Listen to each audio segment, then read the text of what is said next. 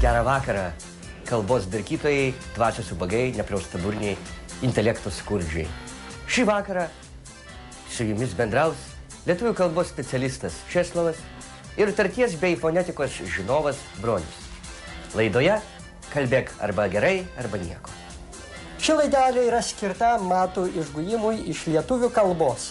Dažnas iš mūsų mėgsta savo artimiesiems, draugams, vaikams ar nepažįstamiems sakyti, eik tu na...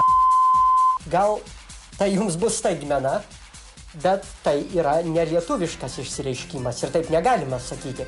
Jį reikia keisti 3 būdais.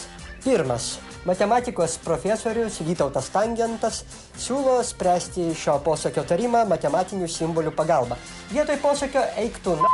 Jis siūlo mums pasakyti, eik tu spręsti lygties su 3 nežinomais. Ačiū. Ir šis sprendimo būdas tinka matematikams ir kitiems dvasios ligoniams. Jo, tik matematikams. Kitas būdas, kaip išguiti na...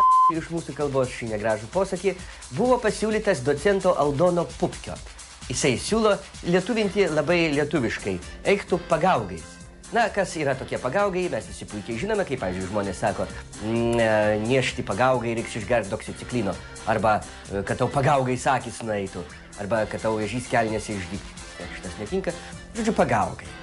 Bet pats geriausias ir paprasčiausias metodas šį posakį keisti neverbalinę kalbą, o tai yra parodyti pirštais.